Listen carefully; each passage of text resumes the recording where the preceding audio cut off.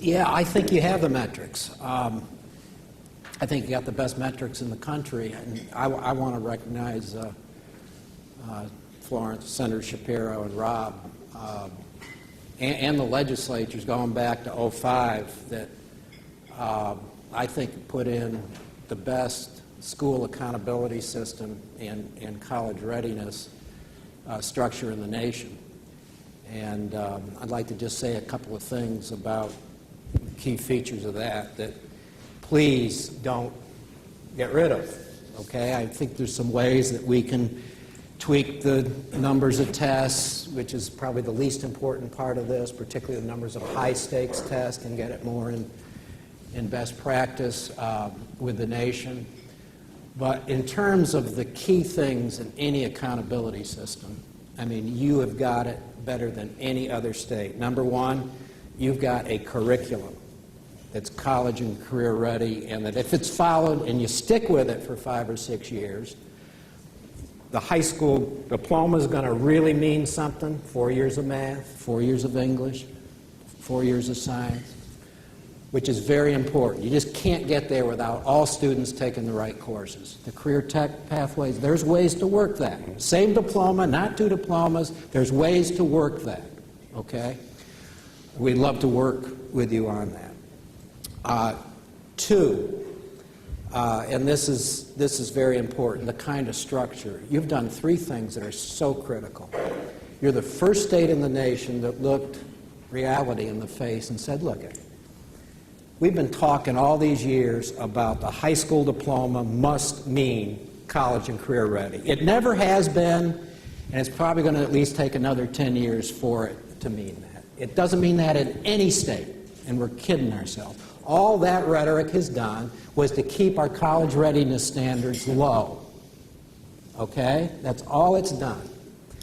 So what you've done, and I can remember the meetings, the staff and others, and there was a lot of gulping, saying, now we're going to set, Raymond, I look at you, we're going to set an empirically defined college readiness standard in the key skills, reading and writing and math. Empirical, if you get these scores on the English 3 and Algebra 2 exam, this is going to strongly predict success in first-year coursework in degree programs. All right? That's empirical. You're going to do that. That's legislated. Raymond's in the process of doing that jointly with the commissioner of the public schools. We recognize that if we use the same end-of-course test, which we do, that the passing standard we set for the time being for high school graduation is going to be somewhat lower. But it should be meaningful. It should mean that students are prepared to go in to certificate programs and diploma programs right after high school. So that's one critical thing, and whatever you do, don't phase it in, set the score that's meaningful, okay? And then realize that you and 40 other states that really have adopted this now after you did are going to experience the same thing over the next 3 or 4 years. You're going to find that the readiness for college is a much bigger problem than we ever thought. Okay? The legislature knew that when they did this. They knew there would be a dip. All right? So actually, the amount of remedial education might even go up. That's why the other part of the legislation were these transition courses were going to be developed in reading and writing and math to be offered in the senior year. These need to happen immediately. At SRD, we're working with 14 states and doing that, hurrying it up so by the time the test results really hit. I'm gone too long. One more point about it, quickly, okay? That's very, very important. The other thing you do so well, and it relates to the mayor's point, you've got metrics beginning in the 3rd grade. And all these metrics lead up to one of 2 things. Either the final standards for the high school diploma or the final college readiness standards. And there's a check at each grade level, at each assessment on these 2 trajectories. And so you can check with the schools to make sure students are making appropriate progress. There's no other state that does that. Let's shift from state to local. Amarillo, Odessa, Midland, Dallas, very different parts of the state. You know, what's working in West Texas and the Panhandle, what's working in the Dallas metro area that you see in education, higher education, workforce development? Is there anything that's working either regionally or individual institutions? Well, there are definitely some good things that are happening in the Dallas area. First, I think I would be not a mayor if I didn't brag that if you wanted to go to the best public high school in the United States of America, you have to be a citizen of Dallas, Texas. And this is consistent for the last couple of years, Washington Post, U.S. News and World Report. We have fabulous magnet schools, and we've got charter schools that are 100% of the kids are graduating, 100% of the kids are going on to college. So there are pockets of brilliance and across any demography you want to look at. The critical thing is, can we scale it? As I've said, to be rich in America, you have to have a great idea, but you have to be able to scale it. You know, I mean, in business, you've got to be able to do that, and that's the key for education, is how do you scale that? So, first of all, there's hope.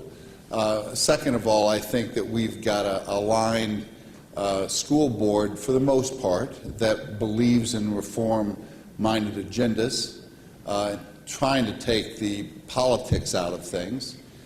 So I'm happy about what we've been able to do there, and we're focusing on really the performance of that. And I think we've got a strategy.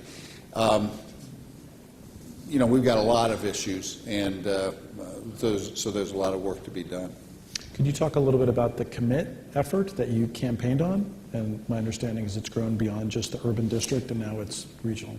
Yeah, I think that we felt what surprised me when I started running for mayor is I started talking about education. And everybody looked like, well, that's not your job, okay? You know, that's the school board's job, or that's the state legislature's job. You know, and it was like, really? I mean, because it drives the neighborhood economies and house values and everything. So I just got nosy, and we fortunately had a chamber that saw the insight and some business leaders, and we decided that we were going to put a collaborative together, not unlike what has happened in Cincinnati or Denver and other places, and said we as a business community and other leaders, philanthropy and the like, have got to put some systems around this. You're not going to have greatness if you don't have process and discipline.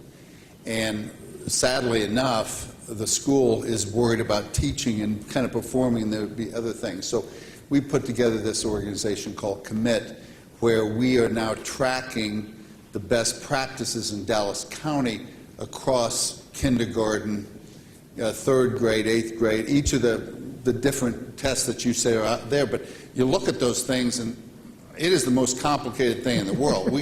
I'm into like education metrics for dummies. It needs to be real simple, okay? And like green, yellow, and red sort of stuff, okay? And I'm not even sure this grade, I mean, that's a little complicated. You know, we need a kind of broad pass-fail.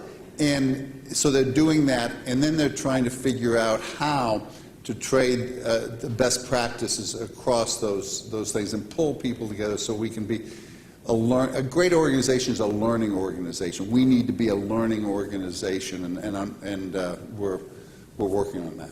Great. I'm glad our new chair of public education wasn't here to get in a debate about the best high schools in Texas, because he's pretty proud of the ones in Harris County. There are areas of real excellence, and I would point to career and technical programs around the state in places that would surprise you a little bit, like Hereford High School, who has very well developed programs and things like automobile mechanics, a skill that we as consumers are going to need, and it's a great program.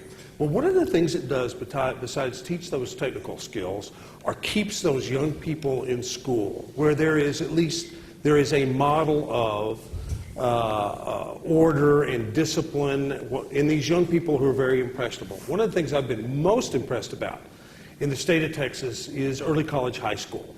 And I was at Midland High School sitting around talking with 6 young people in a program jointly between Midland College and Midland Independent School District. And they both went into it freely. Independent School District put up the money. I'm talking to these 6 kids, 2 of whom wanted to major in engineering at Texas Tech. One of them wanted to go to Texas State and go into the Navy. One wanted to go to law school.